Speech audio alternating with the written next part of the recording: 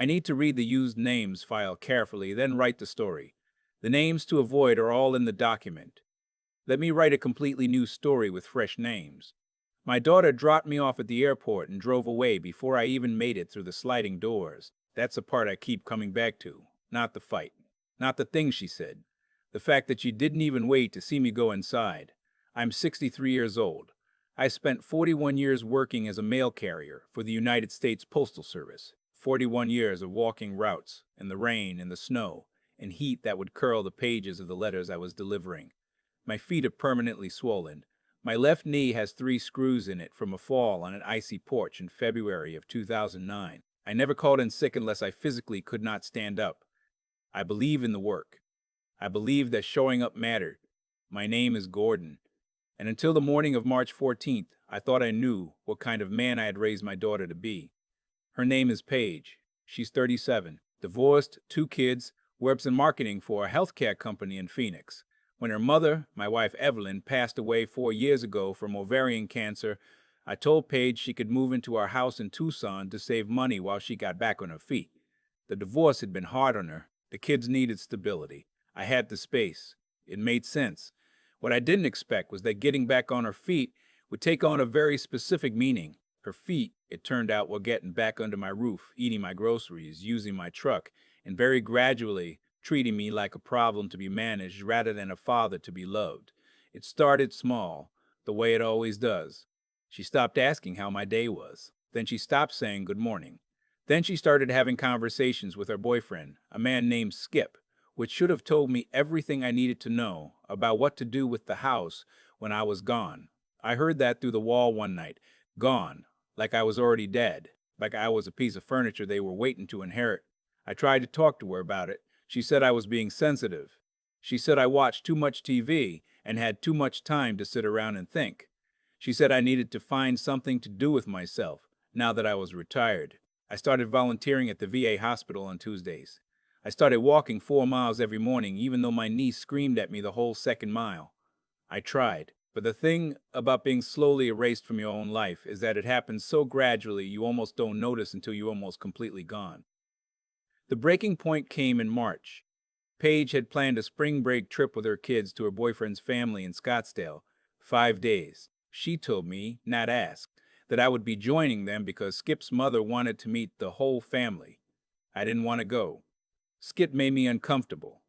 He had a way of looking past me when I talked, like I was speaking in a frequency he'd chosen not to hear. But Paige said if I didn't come, she'd have to explain, and she was tired of explaining me to people. That sentence, tired of explaining me. I should have stayed home, but I didn't want to cause more trouble, so I packed a bag and got in her car, and we drove to Phoenix Sky Harbor, and I checked in for a connecting flight to Scottsdale. Their idea, not mine, because Skip wanted to fly even for a 45-minute drive, and somewhere between the curb and the check-in counter, the plan changed.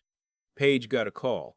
I heard her voice shift in that particular way that meant Skip was on the other end. She walked a few steps away, turned her back to me, and spoke in a low voice for about 2 minutes. Then she hung up and came back and told me, without looking at me directly, that plans had changed and Skip's family actually had some things going on, and it would be better if I didn't come this time. I said, okay, I'll just come home with you then. She said she was still going. I stood there with my carry-on bag and looked at my daughter's face and tried to find something in it that I recognized. She looked inconvenienced. That's the only word I have for it. Like I was a package she'd been asked to reroute. I'll get you an Uber, she said. I said I didn't need an Uber. I said I would just come home with her now. We'd go back together. It was fine. She said she had already changed her ticket and was going to a different gate. She said it would be easier for everyone if I just took the Uber. She said her kids were tired, and she didn't want a scene. Then she hugged me. The kind of hug that is really just a procedure. A pat on the back, a step backward, and then she walked away to the terminal. I watched her go. She never looked back. I sat down on a bench near the check-in counter. I was still holding my carry-on. An older gentleman was sitting at the other end of the bench. I didn't notice him at first. I was looking at the floor, which is what you do when you're trying to hold yourself together in a public place. You all right there? I looked up. He was maybe 70, 75, silver hair, very upright in the way he sat, like someone who had spent a lifetime being observed. He had a slight tremor in his left hand that he wasn't trying to hide. His eyes were direct and clear. "I'm fine," I said, "just change of plans." He nodded slowly. He had that quality that some older men have where they can tell when someone is lying, but they don't make it uncomfortable for you. "My name is Douglas," he said. "I'm waiting for someone to bring my car around. My driver is running late." I said that was fine. I wasn't sure why he was telling me. "You're not fine," he said. "And that's all right. Fine is overrated." I almost laughed. I don't know why. Maybe because it was exactly the kind of thing my wife Evelyn would have said.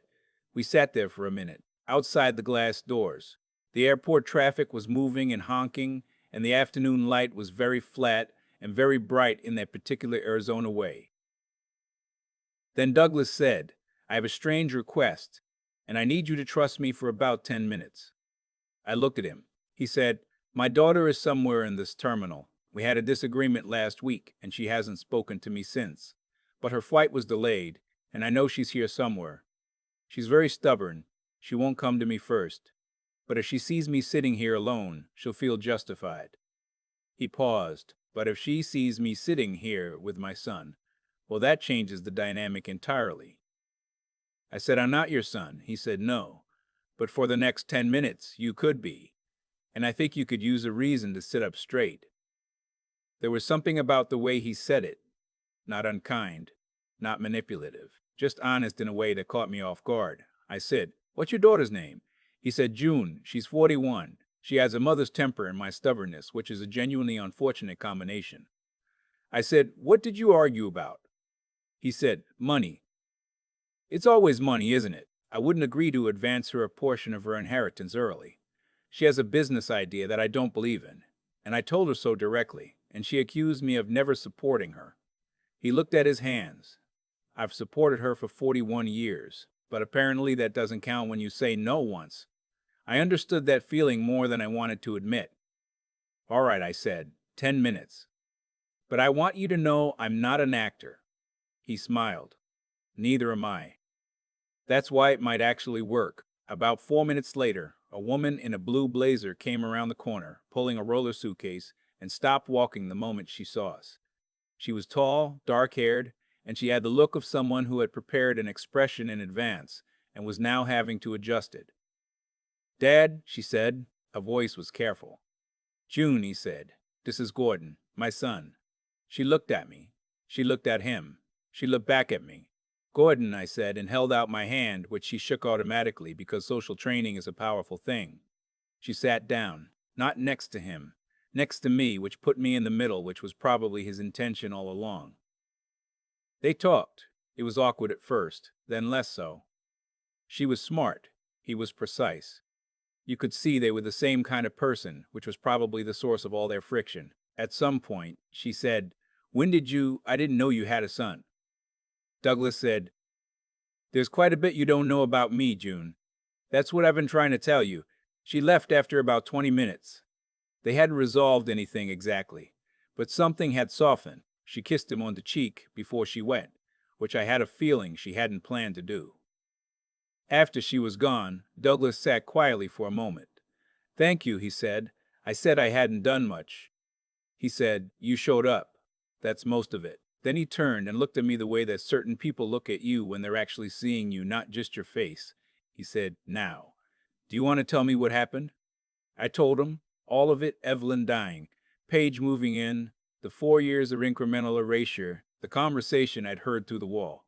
Skip. The airport. The hug that wasn't really a hug. He listened without interrupting, which is rarer than people think.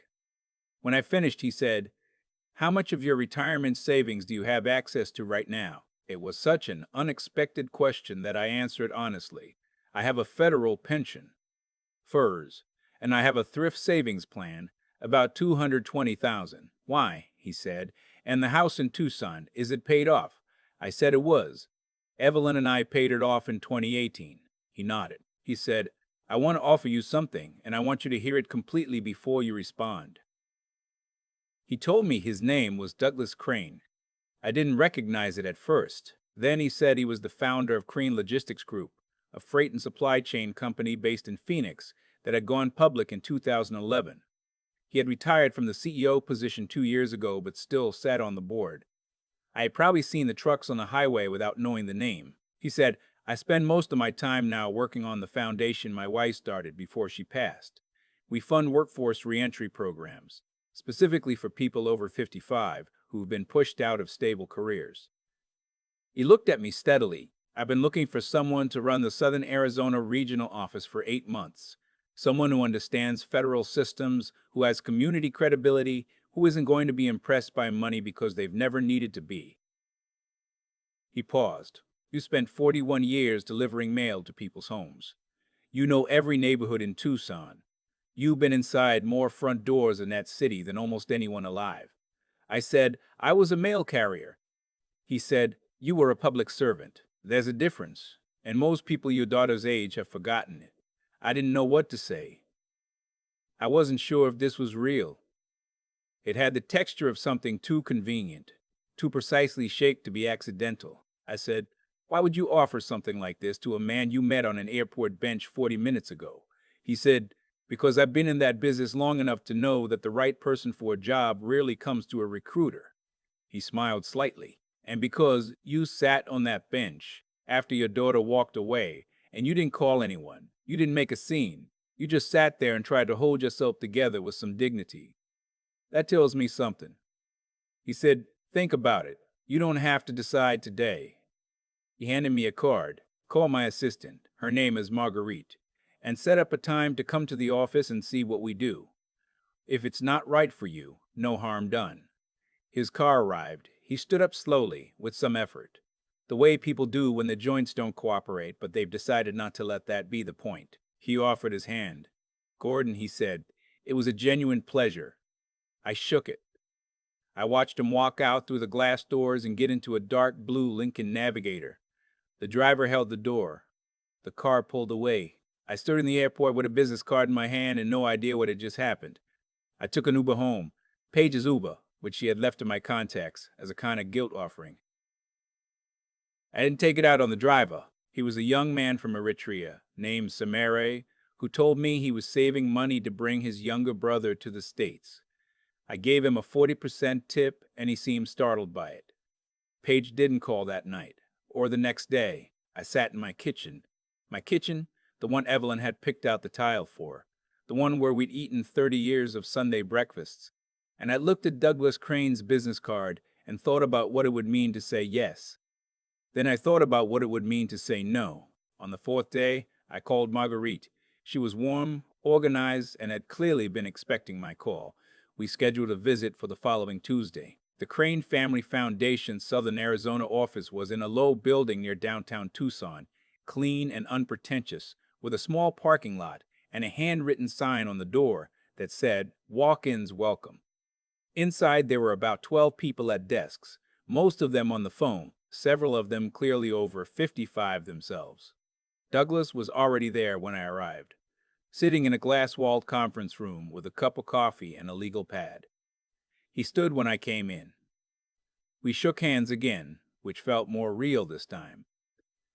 He spent 2 hours showing me what they did: workforce navigation for people who'd been laid off or forced out, help with retraining applications, benefits navigation, resume coaching, connections to employers who had committed to fair hiring for older applicants, federal pension counseling. They had a partnership with the VA. They had a pilot program with USPS, actually, for retiring carriers who needed transition support. I felt something I hadn't felt in 4 years. Purpose. The specific weight of it like a hand on your shoulder. I took the job. The title was Regional Director, Southern Arizona. The salary was $68,000 a year, which was more than I had made as a carrier, and came with full health benefits that were better than my federal retirement coverage.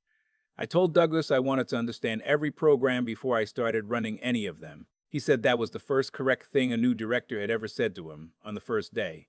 Paige found out 3 weeks later. She called on a Sunday evening. She'd heard from someone, probably one of her cousins, who heard from my neighbor Sharon, who I'd told at church, that I was working at the Crane Foundation. She said she looked it up. She was using the voice she used when she wanted to seem calm but wasn't. "Dad," she said. "What is this?" "What are you doing?" "Working," I said. She said, "You're 63 years old. You're supposed to be retired. You've been retired." I said I hadn't enjoyed retirement as much as I'd expected. She said, "Is this about what happened at the airport? Because I've been meaning to talk to you about that." She went on. "Skip had a lot going on. It wasn't personal. I was in a difficult position. I didn't mean for it to come across the way it did." I said, "How did you mean for it to come across?" She was quiet for a moment. She said, "Dad, Skip's mother is actually interested in meeting you. We're planning another trip in June. You should come." I said I'd think about it. She said, "And this job, if you need something to do, I can talk to some people. I know people at some nonprofits that might be." I said, "Paige, I'm regional director of a foundation started by Douglas Crane." Another silence. She said, "Crane Logistics?" I said, "Yes." She said, "Dad, how do you even know Douglas Crane?" I said, "He was sitting next to me on a bench at the airport after you left." She didn't have an answer for that. What followed over the next several months was a slow and uncomfortable renegotiation of something we'd never actually agreed to in the first place. Paige started calling more. She asked about my work. She asked about Douglas, always with a precision to her questions that made me understand she'd been doing research. She started bringing the kids over on Saturdays again, which I loved, because my grandchildren had done nothing wrong and I had missed them. Skip, I noticed, was mentioned less frequently, then not at all. By August, Paige let slip that they'd broken up, in the tone people use when they want you to understand it without having to explain it. I didn't say "I told you so." Evelyn would have been proud of me for that, but things were not resolved, not really. The issue between Paige and me was not Skip. It was deeper than that, and we both knew it. It was the 4 years in that house, the wall conversation, the airport. It came to a head in September. She came over on a Tuesday evening, unannounced. I was eating dinner, leftover chicken and rice, watching the news. She sat down at the kitchen table and she looked like she hadn't slept well in a while. She said, "I need to talk to you about the house."